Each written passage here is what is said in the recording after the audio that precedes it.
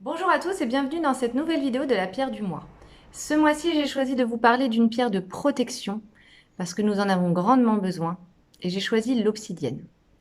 Il existe plusieurs variétés d'obsidienne.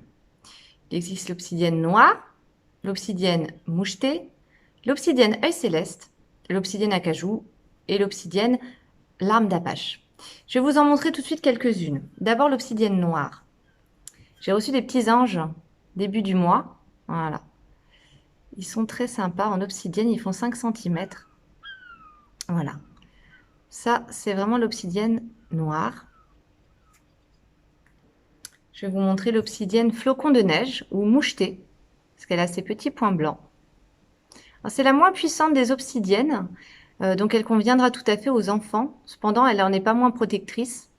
Simplement, elle va faire un travail personnel plus en douceur. Donc c'est vrai que celle-ci, il n'y a pas de contre-indication à la porter tous les jours. Je vous présente également une obsidienne dorée. Voilà, vous pouvez voir les petits reflets qu'elle a. Voilà, l'obsidienne dorée. Et l'obsidienne œil céleste. Alors, est-ce qu'on va réussir à bien voir son œil? Euh, voilà, si vous pouvez voir là. Vous voyez? Et celle-ci, c'est la plus puissante des obsidiennes puisque son œil permet d'aller voir à l'intérieur de soi les mémoires enfouies.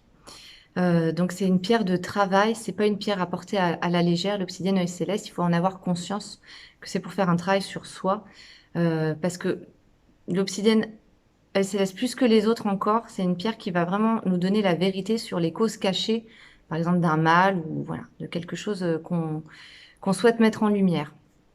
Donc c'est un incontournable en lithothérapie.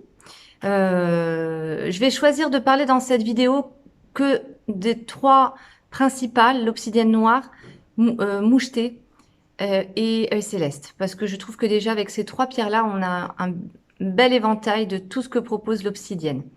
Donc d'abord, l'obsidienne, c'est une roche volcanique issue de la lave.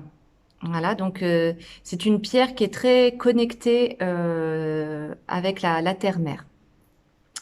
Elle est reliée au premier chakra, chakra racine, mais vous allez voir que bien qu'elle soit reliée aux racines, elle a une action sur l'ensemble des corps subtils.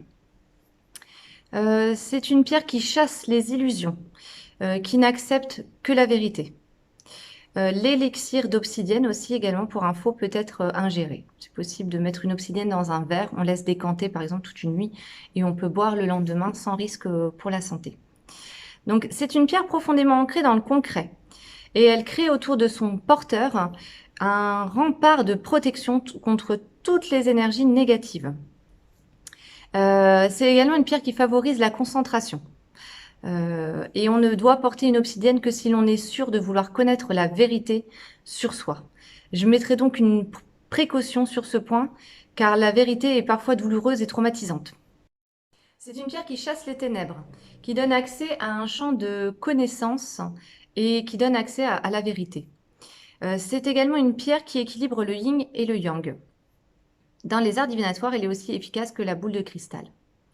Mon petit conseil, c'est que si on porte une obsidienne trop longtemps sur soi et qu'on a tendance à se sentir un peu lourd, qu'on sent que ça pèse un peu, on peut tout à fait la déposer, justement la mettre à recharger et à la place porter un cristal de roche, voilà, qui va venir alléger les choses, qui va apporter quelque chose de tout à fait complémentaire, une lumière différente. L'obsidienne œil céleste que je vous ai montré tout à l'heure avec son œil, c'est la plus puissante des obsidiennes puisque elle va nous permettre d'aller au fond de nous-mêmes, d'explorer les zones les plus obscures de notre mémoire enfouie. C'est l'œil suprême en fait qui transperce tout. Vous comprendrez pourquoi il faut la porter en toute connaissance de cause. C'est une pierre de très haute spiritualité. Elle favorise l'élévation de l'âme.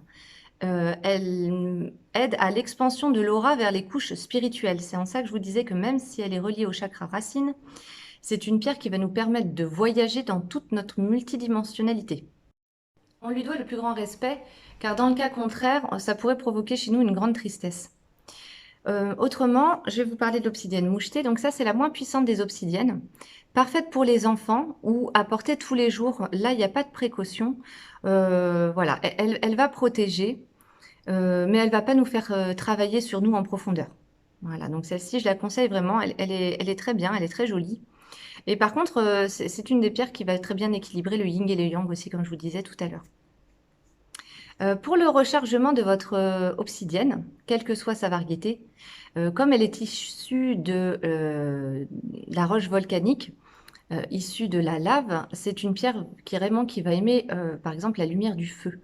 Donc vous pouvez la mettre au soleil. Quand vous faites un feu de bois chez vous, vous pouvez également la recharger à la lumière du feu de bois. Ça fonctionne très bien.